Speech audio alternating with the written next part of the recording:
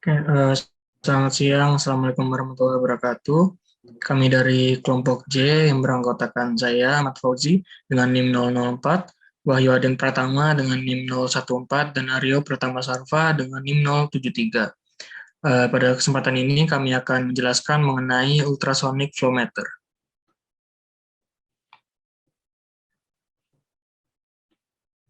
Oke, yang pertama pengertian ultrasonic flow meter. Jadi ultrasonic flow meter atau bisa disingkat UFM adalah jenis flow meter inferensial atau melakukan pengukuran tidak langsung yang menentukan laju aliran cairan dengan mengukur waktu transit pulsa suara berfrekuensi tinggi yang melalui pipa aliran. Nah, karena metode pengukuran tersebut, UFM juga sering disebut transit time UFM atau bisa disingkat dengan TUFM. Nah, UFM menggunakan transducer akustik yang dapat mengirim dan menerima pulsa akustik berfrekuensi tinggi. Transducer akustik terletak di kedua sisi pipa, sehingga pulsa akustik melewati pipa secara diagonal, seperti yang ditunjukkan pada gambar di samping. Nah, metode waktu transit ini didasarkan pada pengukuran waktu yang dibutuhkan pulsa akustik untuk melewati pipa di kedua arah yang berlawanan. Sistem pengukuran ini didasarkan pada fakta bahwa pulsa akustik yang bergerak secara diagonal searah aliran cairan membutuhkan waktu lebih lama daripada yang bergerak ke arah aliran yang berlawanan. Perbedaan waktu antara dua pulsa akustik sebanding dengan kecepatan aliran rata-rata di sepanjang jalur pulsa akustik.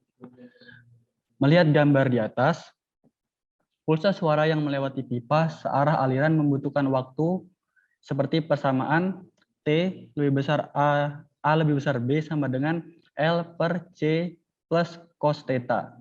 Sementara pulsa akustik yang melewati pipa dalam arah yang berlawanan dengan arah aliran membutuhkan waktu T B lebih besar A sama dengan L per C minus V cos theta, di mana L adalah panjang jalur pulsa akustik dan C adalah kecepatan suara dalam cairan. Selanjutnya theta adalah sudut antara jalur pulsa dan sumbu pipa dan V adalah kecepatan aliran rata-rata cairan dalam pipa. Dari kedua persamaan di atas, kecepatan aliran rata-rata dapat digabungkan menjadi V sama dengan L per 2 cos theta dikali T B lebih besar A minus T A lebih besar B per T B lebih besar A dikali T A lebih besar B.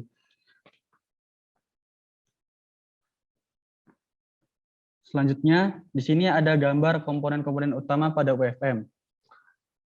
Seperti yang kita lihat di gambar, di sini terdapat SPU, lalu ada transducer, lalu ada meter body, lalu ada output signal.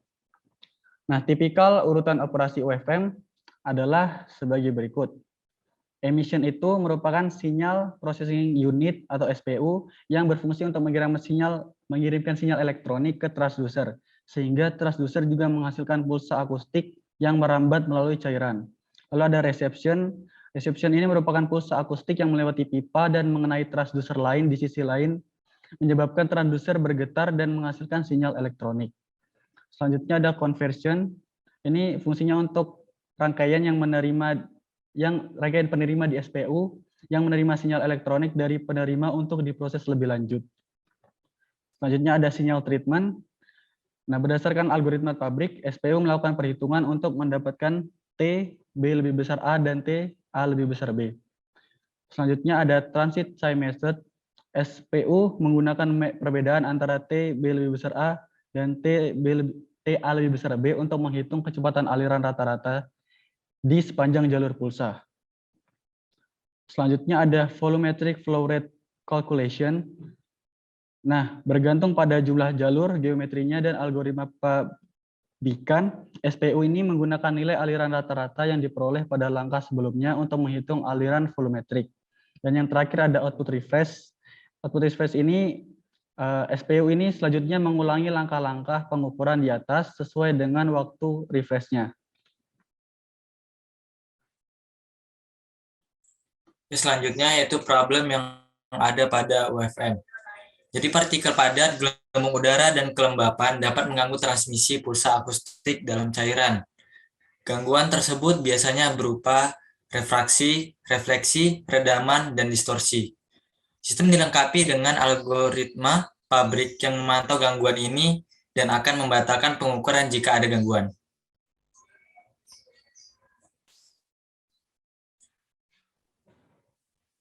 Nggak apa-apa.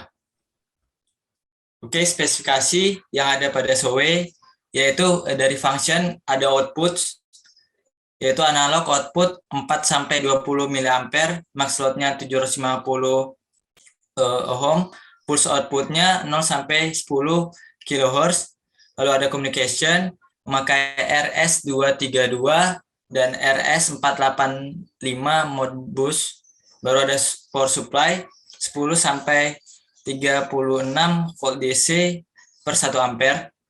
Lalu display yang digunakan 240x128 backlit LCD, temperatur ada transmitter berkisar min 14 derajat Fahrenheit sampai 140 derajat Fahrenheit atau min 20 derajat Celcius sampai 60 derajat Celcius. Lalu ada transducer min 40 derajat Fahrenheit sampai 176 derajat Fahrenheit atau berkisar min 40 derajat Celcius sampai 80 derajat Celcius. Itu dalam kondisi standar. Lalu ada humidity mencapai 99% RH di non-condensing. Lalu secara fisikal itu ada transmitter, yaitu PC atau ABS dengan IP68. Lalu ada transducer ABS IP68, encapsulated design, double cell transducer cable dengan standar maksimum kabel length yaitu 30 feet sampai 900 feet atau 9 meter sampai 247 meter.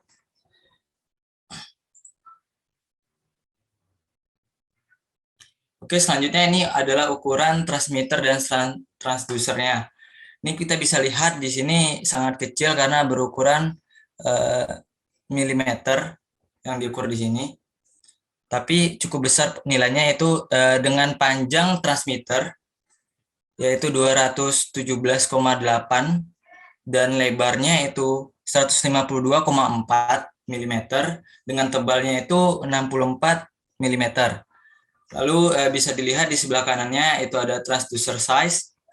Ukuran transducernya itu 64 mm dikali 27 mm normalnya. Oke, mungkin sekian presentasi dari kelompok J. Kami tutup. Assalamualaikum warahmatullahi wabarakatuh.